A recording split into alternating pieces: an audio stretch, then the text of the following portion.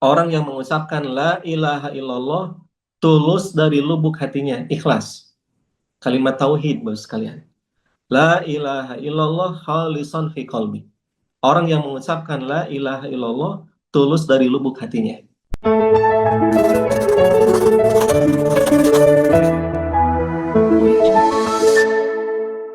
أعوذ بالله من الشيطان الرجيم بسم الله الرحمن الرحيم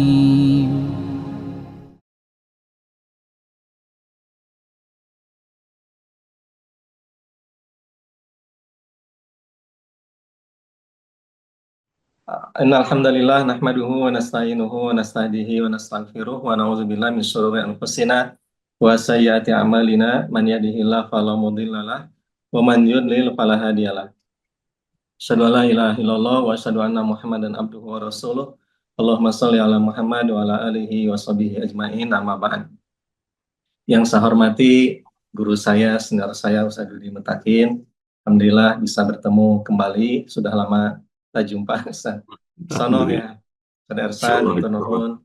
Bapak Ibu, ini ada Ustaz Hasin, senior saya, luar biasa hadir. Nuhun Ustaz, jazakumullah khair. Dalam hadis riwayat Imam Muslim dari Abi Hurairah radhiyallahu anhu, qila ditanya, ya Rasulullah, wahai Rasul, man as'adun nas bi syafa'atika yaumal qiyamah.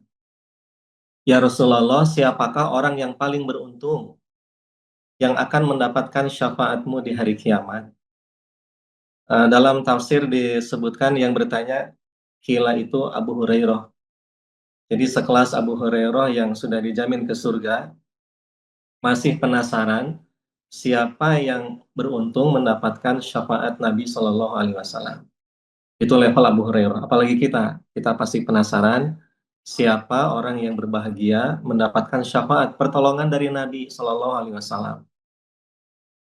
Pertolongan itu apabila seseorang amalnya tekor, ditolong dengan syafaat Nabi. Atau na'udzubillah dia masuk neraka, tidak jadi, atau sudah masuk diangkat ke surga, atau sudah di surga ditinggikan derajatnya di surga, begitu. Itu dengan syafaat Nabi Sallallahu Alaihi Wasallam. Kalau kita ngukur amal kita, aduh jauh di surga, Bapak Ibu sekalian. Tidak mungkin amal kita bisa membeli surga, itu sulit. Maka syafaat Nabi kita butuhkan, begitu. Rasul menjawab dari pertanyaan tadi, kata Nabi, as'adun nasi bi syafa'ati yaumal qiyamah. Orang yang paling beruntung yang akan mendapatkan syafaatku nanti di hari kiamat, man qala, orang yang mengucapkan kata Nabi, la ilaha illallah khalisan fi qalbi. Orang yang mengucapkan la ilaha illallah tulus dari lubuk hatinya, ikhlas. Kalimat tauhid, bos sekalian. La ilaha illallah khalisan fi qalbi. Orang yang mengucapkan la ilaha illallah tulus dari lubuk hatinya. Dalam riwayat Abu Dawud, Nabi bersabda, man qala akhira hayatihi la ilaha illallah dakhalal jannah. Barang siapa yang akhir hayatnya mengucapkan la ilaha illallah, maka dia ke surga. Ada apa dengan kalimat la ilaha illallah sehingga dia bisa membuat orang dapat syafaat Nabi atau ke surga, Bapak sekalian? Ini luar biasa, mari kita lihat, kita bedah bagaimana menurut ulama tentang mana la ilaha illallah. Yang pertama ingin saya sampaikan, teman sekalian, bahwa syafaat itu artinya pertolongan, itu satu. Kedua, syurutus syafaat, syarat syafaat ada dua. Satu, idnullahi lisyafi, izin Allah kepada orang yang memberi syafaat, Nabi dapat lisensi. Itu satu. Yang kedua, ridhallahi lil masyfu' lahu. Allah ridho kepada orang yang akan diberi syafaat. Dalil yang pertama, idnullahi lisyafi. Allah mengizinkan orang yang beri syafaat. Firman Allah, a'udzubillahi minasyaitonir rajim, man dalladzi yashfa'u indahu illa biidni. Tidak ada yang bisa memberi syafaat kecuali dengan izin Allah. Itu satu. Yang kedua, Allah ridho kepada orang yang akan diberi syafaat. Wala yashfa'una illa liman irtadha. Mereka tidak bisa memberi syafaat kecuali orang yang Allah ridhoi. Itu syarat syafaat. Yang kedua, sekalian, tadi disebutkan izin Allah kepada orang yang memberi syafaat. Tidak sembarang orang bisa memberi syafaat. Dan di antara orang yang diberi izin oleh Allah memberi syafaat siapa? Rasulullah Shallallahu Alaihi Wasallam. Kata Nabi, aku diberi dua pilihan oleh Allah, setengah umatku ke surga atau syafaat. Bayangkan ya sekalian, setengah umatku kata Nabi ke surga atau syafaat. Apa pilihan Nabi? Fahtartu syafa'ah. Dan aku pilih syafaat, wahtaba'tu li ummati yaumal qiyamah. Dan aku simpan syafaat itu bagi umatku di hari kiamat. Jadi Nabi lebih memilih syafaat dan untuk umatnya. Bahkan kata Nabi, lil mutalawisin. Syafaatku itu juga bagi orang yang berbuat dosa. Jadi ini kabar baik buat kita semua, Bapak sekalian, bahwa pendosa sekalipun itu dapat syafaat, berhak dapat syafaat dari Nabi Shallallahu Alaihi Wasallam. Begitu. Lil mudnibin wal mutalawisin. Nah, nanti syafaat Nabi itu ada beberapa poin. Satu, dalam kitab Tauhid, syafaat Nabi Shallallahu Alaihi Wasallam li ahlil mauqif. Ahlul mauqif. Siapakah ahlul mauqif itu? Orang yang oleh Allah belum diputuskan apakah dia ke surga atau ke neraka. Itu.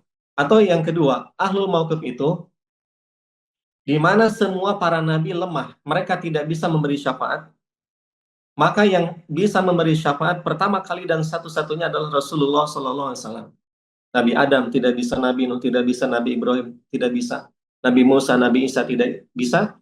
Yang memberi syafaat adalah baginda Rasulullah SAW, dan itu untuk ahlul mauqif. Itu satu. Kedua, syafaat Nabi bagi Abu Thalib. Para sahabat bertanya, hal tanfa'u syafa'atu kali Abi Thalib ya Rasulullah? Apakah syafaatmu akan berlaku bagi Abu Thalib ya Rasulullah? Kata Nabi, na'am.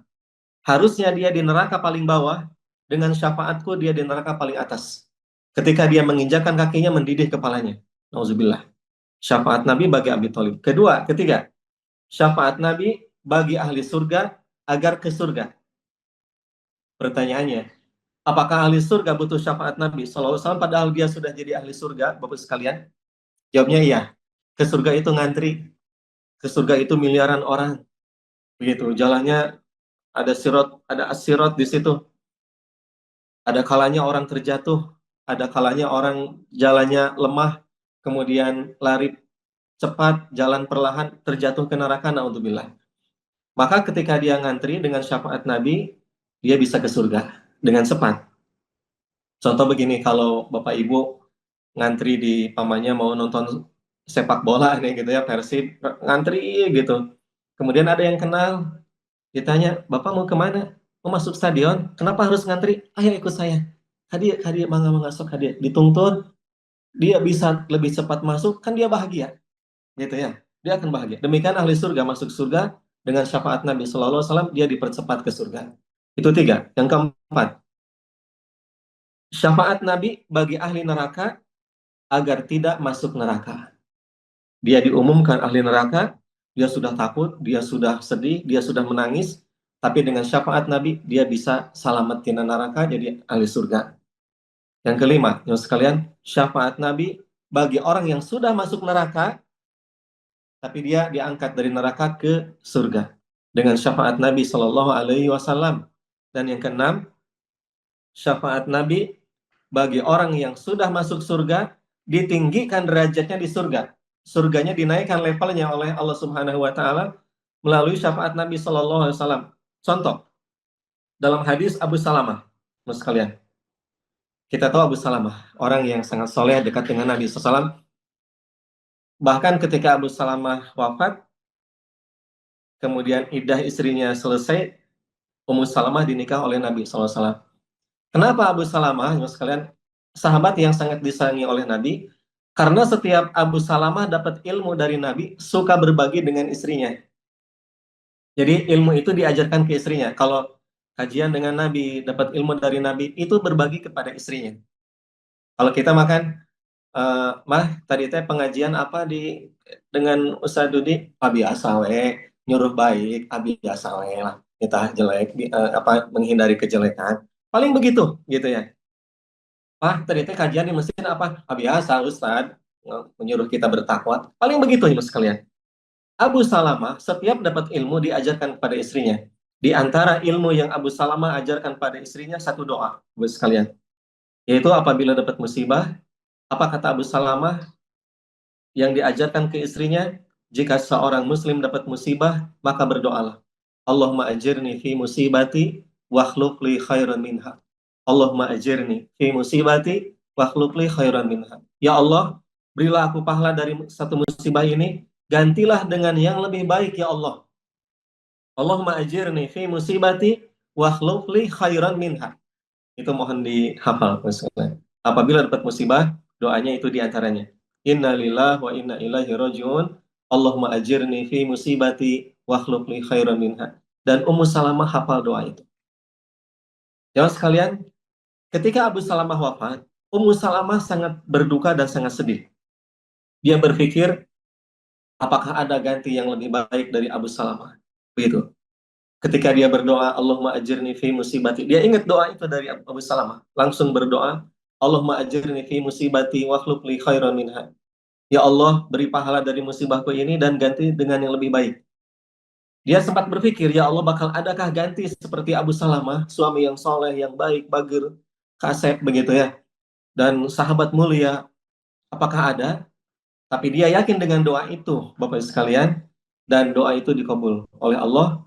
Ketika beres iddah, maka Rasulullah datang menghitbah Ummu Salamah dan menjadi suaminya. Tentu orang yang terbaik gitu, the best Nabi. Salam tidak ada yang bisa menyaingi Nabi. Maka doa Ummu Salamah dikabul. Begitu. Nah, maka Nabi SAW mendoakan Abu Salamah, Allahumma rfa darajatahu fil illiyin.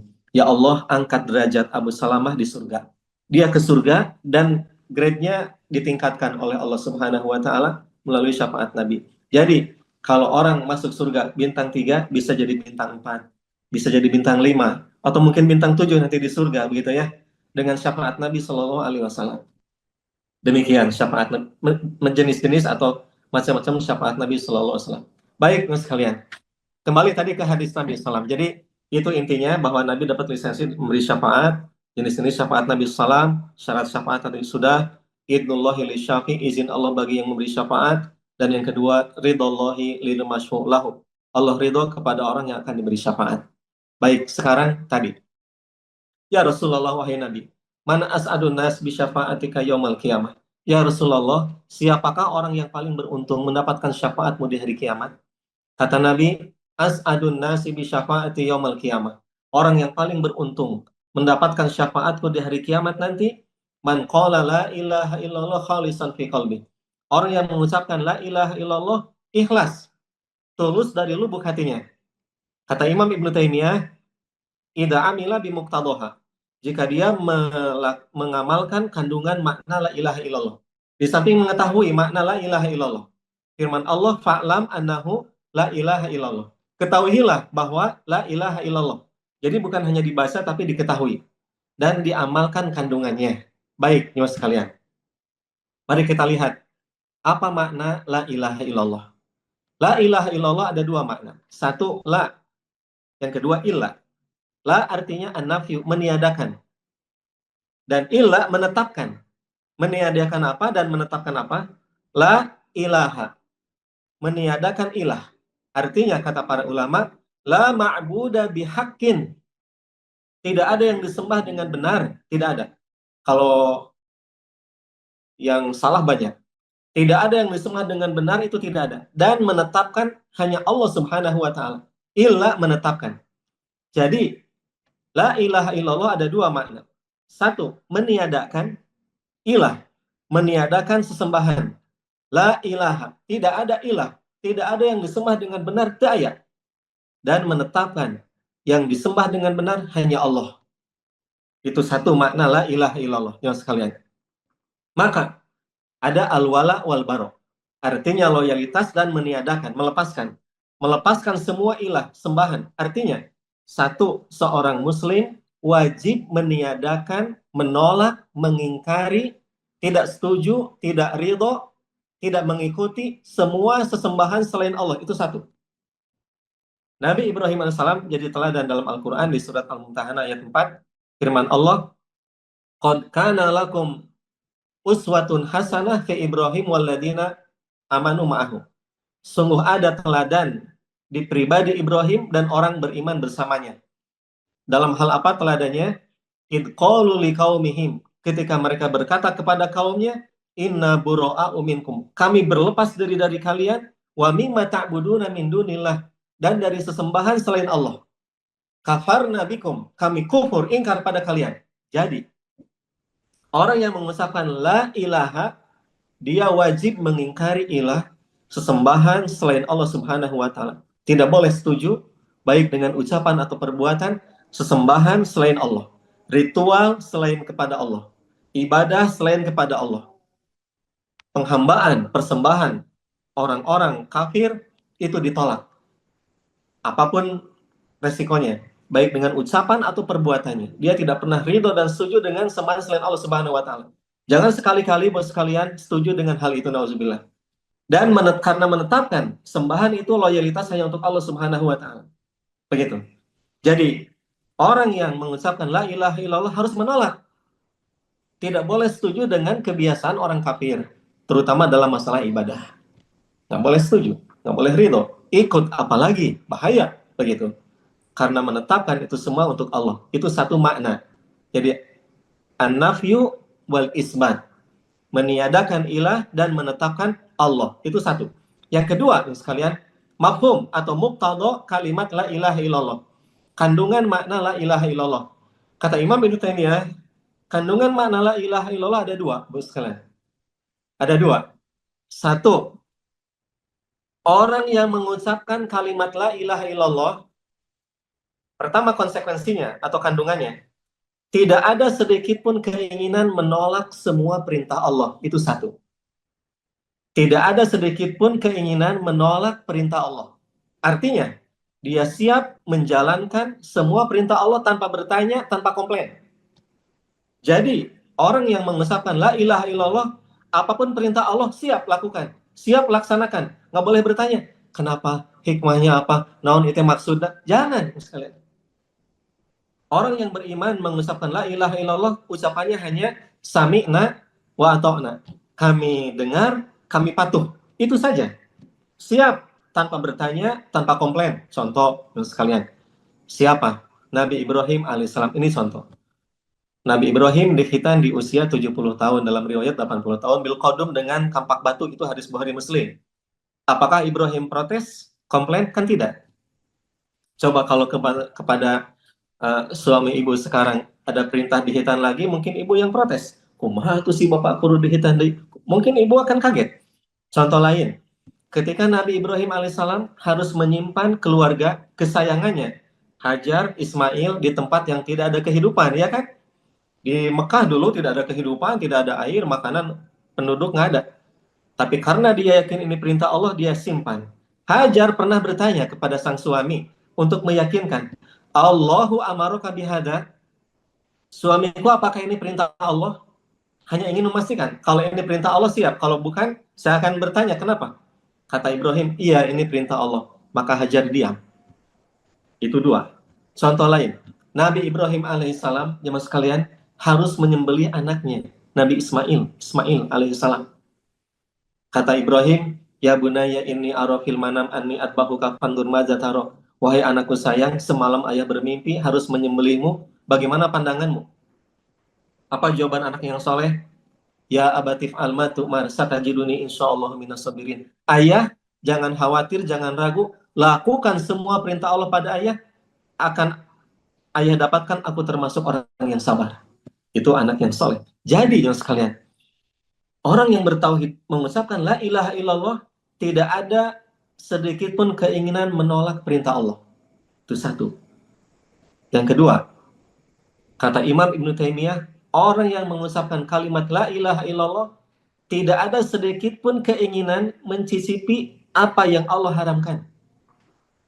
Nah, ini berat sekalian. Tidak ada satupun keinginan menolak perintah Allah. Yang kedua, tidak ada satupun sedikit pun keinginan menolak, ingin mencicipi apa yang Allah haramkan. Jadi semua perintah Allah siap dilakukan, semua larangan Allah siap dia tinggalkan. Pantas, jemaah sekalian, pantas. Dengan la ilaha illallah dan mengamalkan konsekuensinya, kandungannya, dia dapat syafaat dan dia jadi ahli surga. Kenapa? Mukmin, muslim, berserah kepada Allah.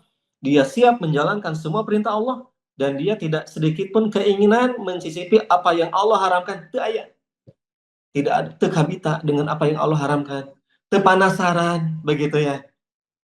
Ngumpet-ngumpet, tersusul lumputan, tidak. Itu haram. Itu dosa. Prinsipnya tegas. Demikian ya sekalian. Tapi itu juga dengan satu syarat.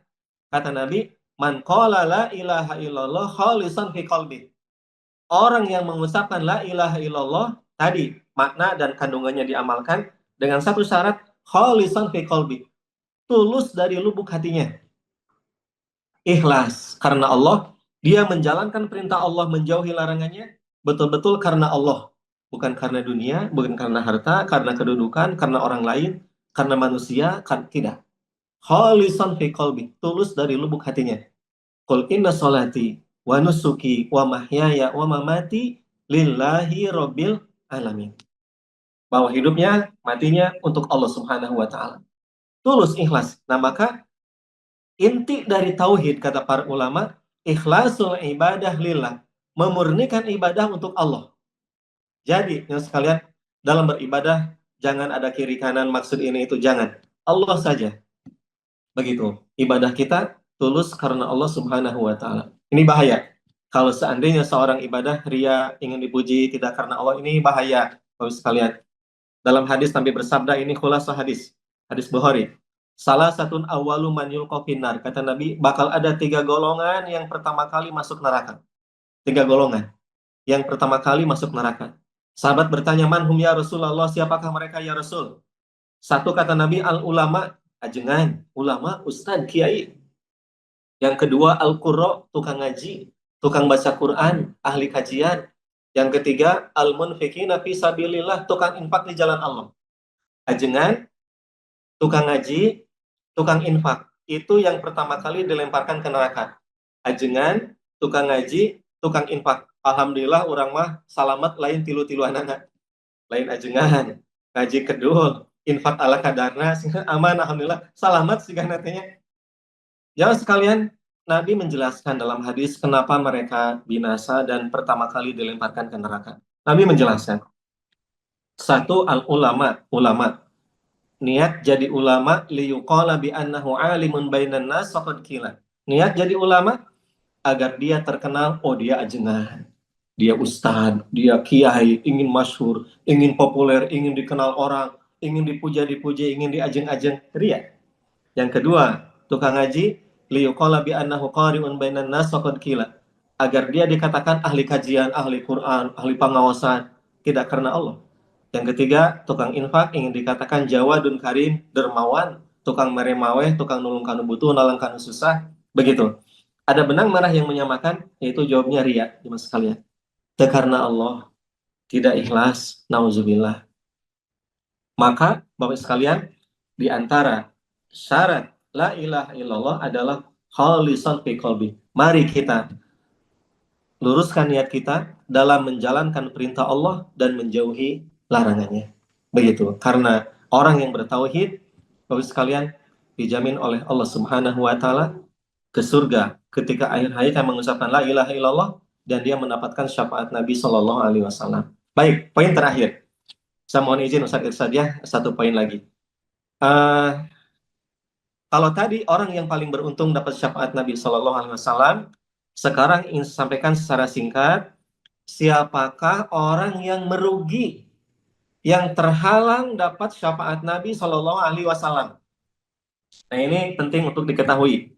Siapa orang yang merugi, dia tidak dapat syafaat Rasulullah Shallallahu alaihi wasallam. Dalam hadis riwayat Imam Al-Bukhari, diriwayatkan, telaga Nabi Shallallahu alaihi wasallam, Bapak Ibu sekalian, jemaah sekalian, itu luas. Ma'uhu ahla minal asal wa abyadu minal laban. Airnya, air telaga Nabi itu lebih manis dari madu dan lebih putih dari susu. Faman syaribaha lam yadma abada. Siapa yang bisa minum di telaga Nabi, dia tidak akan haus untuk selama-lamanya. Dia dapat syafaat Nabi SAW. Wah, bahagia dia. Apabila dia bisa minum di telaga Nabi, tidak akan haus untuk selamanya. Tapi Allah Subhanahu wa taala berfirman kepada Nabi, "Ya Muhammad, nanti bakal ada orang yang terhalang minum di telagamu." Oh, Nabi bertanya kepada Allah kaget. "Ummati, ummati." Ya Allah, bukankah dia umatku? Bukankah dia umatku? Kenapa dia terhalang minum di telagaku? Apa jawab Allah? "Innaka la tadri man ahdasa ba'daka." Sebab engkau Muhammad tidak akan tahu orang yang mengada-ada dalam urusan agama setelahmu. Jadi Muhammad, engkau tidak tahu siapa orang yang mengada-ada dalam urusan agama setelahmu. Artinya ahli bid'ah mengada-ada dalam urusan agama setelah Nabi wafat. Dia terhalang. Dan Nabi mengatakan, menjawab firman Allah tadi, jawab Nabi apa? Suhkon liman ahdasa ba'di. Sing jauh orang yang mengada-ada dalam urusan agama setelahku. Sing jauh. Begitu. Dan Nabi tidak suka dengan orang yang ada-ada dalam urusan agama setelah Nabi wafat. Jadi kesimpulannya sekalian, ada dua syarat bisa mendapatkan syafaat Nabi Shallallahu Alaihi Wasallam. Siapakah itu? Satu, ahli tauhid dan ikhlas dalam bertauhidnya, memurnikan ibadah hanya untuk Allah saja. Dan yang kedua, orang yang mengikuti sunnah Nabi Shallallahu Alaihi Wasallam dan menjauhi ritual yang tidak dicontohkan oleh Nabi Shallallahu Alaihi Wasallam. Jadi ibadah tauhidnya murni, ibadahnya murni. Jadi ayat-ayatkan, tidak diada-adakan, tidak dibuat-buat, tidak diinovasi dalam beribadah, tidak. Betul-betul ngikut Nabi saja.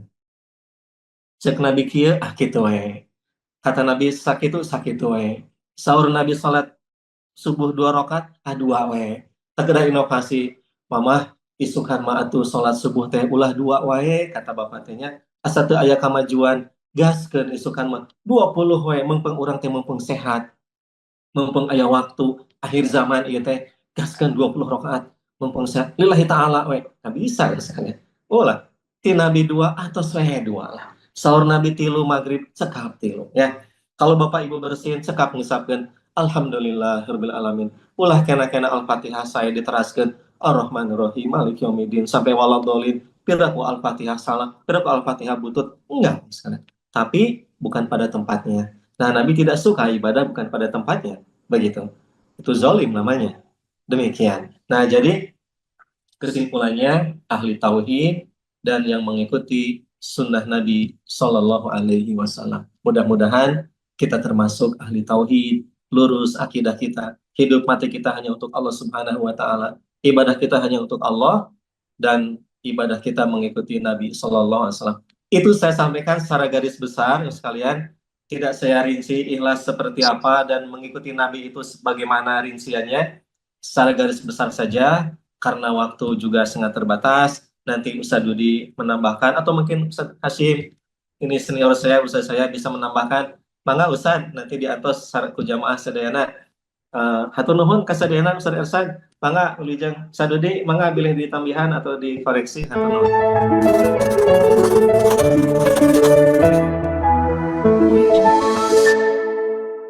أعوذ بالله من الشيطان الرجيم بسم الله الرحمن الرحيم